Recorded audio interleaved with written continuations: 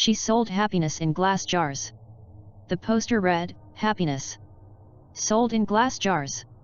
Call today." And underneath the text was a phone number.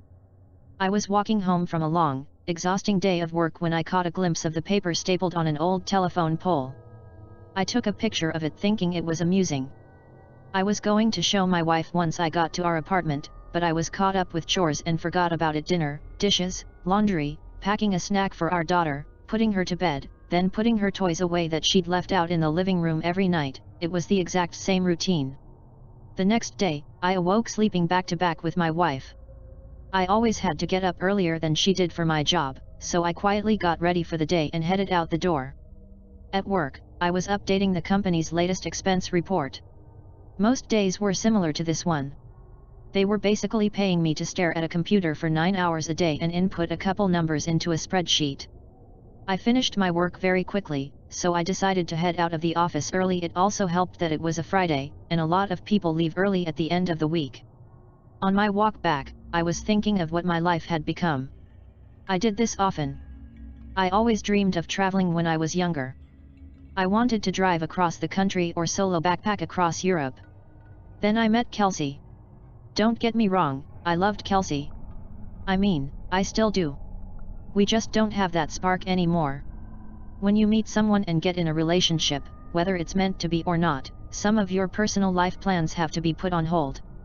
And then that relationship turns to marriage, and then you have a baby, then you have to enroll your daughter in a preschool, then you have to get a better paying job and work more hours and blah, blah, blah. I'm not trying to throw a pity party for myself. I'm just saying I wasn't exactly content with where I was in my life.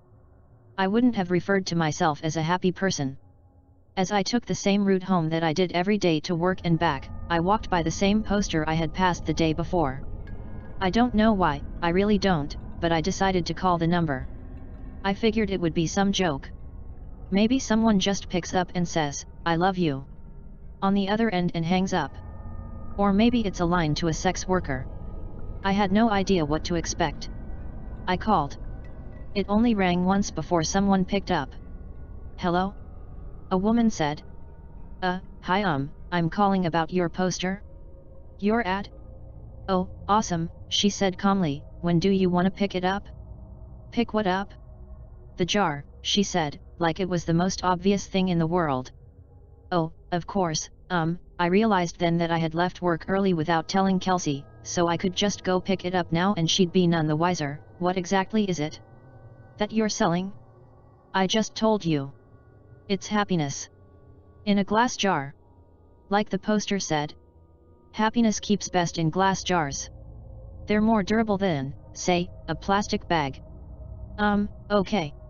Should we meet somewhere?" "For sure. I don't want you to end up being a creep or something, so let's go to a public place." The public place we decided on was a Starbucks parking lot a little over a mile from me.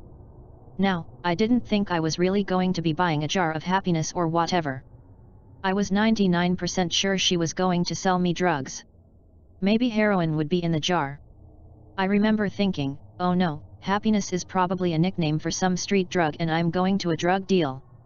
What if she's a cop? Am I going to be arrested? But something inside me told me to keep walking, and so I did. I stood outside and texted her. Me, I'm here. Her, cool. Be there in a sec. Me, what are you driving? Her, silver Camry. And as her final text came through, I saw her car pull in. She took a spot not too far from where I stood. I could see there was no one else in the car, which put my kidnapping fear to rest. She opened her door and stood on the pavement, looking around until her eyes met mine. I gave her a little nod of acknowledgement. She simply responded by waving her hand, gesturing for me to come over to her car, so I did. She was young, maybe mid-20s, with curly, golden hair. Her skin was pale and contrasted with the all-black outfit she was wearing. I thought she looked like Glinda the Good Witch from The Wizard of Oz had put on the Wicked Witch's clothes. "Nice day out," she said as a greeting. "Oh, yeah it is." Hadn't really paid attention to it. "You were the one that called about the jar, right?" "Yeah, that was me." "Cool, well, here you go." She handed me a very small, glass mason jar. It couldn't have been more than 2 inches tall. Inside of it was a light. Not a light bulb, just light. It was like someone bottled up sunshine. It glowed even in the mid-afternoon daylight. It looked like a tiny sun, or a tiny universe existing in this little crystal-walled home. I was admiring it with no attempt to hide the awe on my face. Pretty rad, isn't it? What is it? You've asked that, like, 3 different times, I think. My answer is still the same. It is happiness. Happiness in a glass jar. What do I do with it? Keep it, she said simply. If you have any problems, shoot me a text. She started to get into her car. Wait. I said, I thought you were selling this? How much is it? Don't worry, man, she said with a smile, you'll pay. She closed her door and I stepped out of her way as she backed up, then drove off. What the hell had just happened? What was I holding? I looked down at the jar again. Its radiance was simply mesmerizing. I put it in my pocket and could see its glow slightly through my pants. I began to walk home. What was just a nice, sunny day, quickly changed into a rainy one with clouds wrapping the sky. It was not forecasted that it would rain, or else I would have ridden the bus or subway to work that day. I jogged home trying not to get too drenched. I finally found shelter once I made it to my apartment building. I walked up to my door and found that my key wasn't on my keyring anymore. Shit, I can't believe I lost it again, I thought. I knocked on the door and said in a somewhat loud voice, "Hey babe, it's me, I don't know what happened to my key." I heard the door being unlocked from the other side. When the door opened, I was greeted by a large, heavy-set man with greasy hair and unkempt goatee. He said, "I think you got the wrong door, bud." "Oh," I said, disoriented, "my bad, sorry, have a good one." He let out a chuckle as he closed the door. Apartment number 33. I know that was my apartment. I know it was. I'd been in apartment 33 for 5 years now. But that was not my apartment. From what I could see inside, all the furniture was different, it was painted a different color, it was all wrong. I felt like I'd hit my head and was drugged. In that moment, nothing made sense. I pulled out my phone to call Kelsey so she could calm me down and tell me I just got confused for a second. But her contact wasn't in my phone. In fact, nothing was in my phone. I had no messages with her. No previous calls. No pictures. It was like my phone reset to its factory settings. Did that girl somehow switch my phone out when I wasn't looking? I would have just dialed Kelsey's number manually, but I couldn't quite remember it. I had known it by heart before, but not anymore. I needed to get back to the office. I had all my contacts backed up on my work computer. Since it was still raining, I hopped on the bus which had a stop right in front of the apartment complex. I rode downtown toward my office, the whole time staring at my wet shoes, wondering what the hell was going on. We have a keycard access to our building so only authorized personnel can get inside. I always keep my access card in my wallet, always. But, surprise, surprise, it wasn't there. I buzzed into the speaker we had for guests with appointments, or employees as a backup in case anyone lost or forgot their card. Bzzz. Hey, this is Tim, I must have lost my card. My employee number is, I stopped as I drew a blank. A voice came through the speaker, Tim? You got cut out, what's your employee number?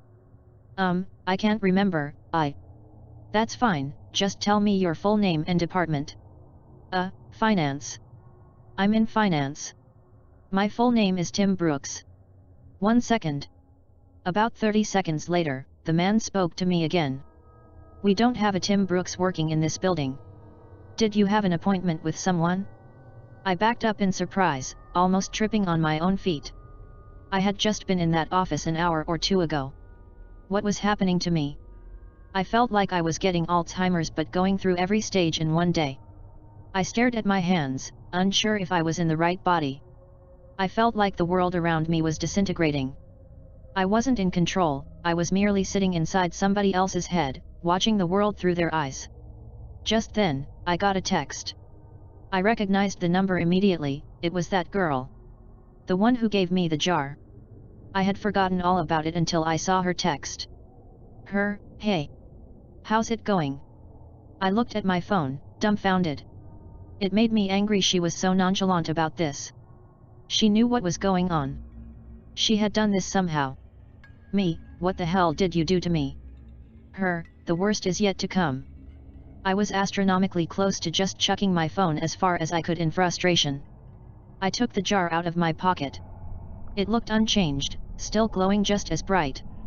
What the fuck did you do? I yelled at the jar, realizing I probably looked like a lunatic. As I stared at its glistening glass, I realized something. I didn't know what my wife's face looked like anymore. I knew her name. Well, I know it started with AK, or maybe AC. I couldn't picture her in my mind. I knew I had a wife. I knew I did. Yes, because I had a daughter. I had a wife and a daughter. I just couldn't remember their faces then, or their names, or their birthdays, or any memories I had with them. I know they existed. They did exist. I had just seen them that morning, right? I couldn't remember how she looked, or what she smelled like. What was our first date? We had a wedding, right? What about our first kiss? Or my daughter, or was it my son? Maybe I didn't even have a kid. But my wife, or girlfriend, she was real. I knew she was. The thought was tearing me apart. I couldn't see her in my head. I couldn't recall a single fact about her. I was standing outside of the same building, but I was unsure why I was. Did I work there? I must work somewhere. The rain was accompanied by a chilly wind now. It was whipping at my face, making my nose and cheeks sting. I wanted to go home. I wanted to be with her. I wanted to be warm. I wanted to go into a shitty office job that kept a roof over my head. I wanted it all. I was soaking wet. I was miserable. I couldn't remember my parents, or my childhood. Did I even have any friends? Why was I in the rain? I looked down at my hand. I was still clutching the jar. The only memory of my entire life I could concretely remember was that girl giving it to me. Telling me it was happiness. It did not bring happiness. It brought pain. It brought suffering. I was more miserable in that moment than I'd ever been. My phone buzzed. Break the jar, Tim. I looked at my other hand. With the setting sun and the rainy sky, I swear the jar glowed brighter than any street light near me. I didn't break it because I was following her instruction. I broke it because I was angry. I broke it because I was upset. I needed a release. I raised my arm above my head, and brought it down with one swift motion, shattering the jar on the concrete beneath my feet. That dark, chilly air accompanying the rain spread away like it was the shockwave of a bomb going off, and I was at the epicenter. I saw the warm, yellow light from inside the jar spread rapidly across the ground and ascend into the sky. It was as if I was watching the beginnings of the universe being created, like God had just snapped his fingers and said, "Let there be light." I was engulfed in it. I could no longer see street or rain, or anything dark. I felt like I was plummeting into a star going faster than the speed of light. It felt like sitting in front of a fire on a cold winter's night, but that warmth was covering every inch of my body. And then I blinked. Immediately I could feel the sheets beneath me, and my back barely touching my wife's. I was staring out the window. The morning light drenched through the glass and gleamed on my face. I stood from bed and grabbed my phone. It was Friday morning. I had one text. "Let me know if you ever need another jar, smiley face." I called in sick to work. I snuck into my daughter's room and greeted her with a kiss and told her she didn't have to go to preschool today. We were going to have a family day. She smiled and stretched out her arms with a yawn before curling up and falling back asleep. I got back in bed and squeezed my wife tightly. I didn't let go for hours. Our daughter came into our room and woke us up. Eventually she was jumping on the bed and shouting for us to wake up. Yesterday I may have found that annoying. Yesterday I may have found a lot of things annoying, or monotonous, or dull. But not today. Today, I pulled her under the covers in between me and Kelsey. Today was going to be a good day. Today, I was happy.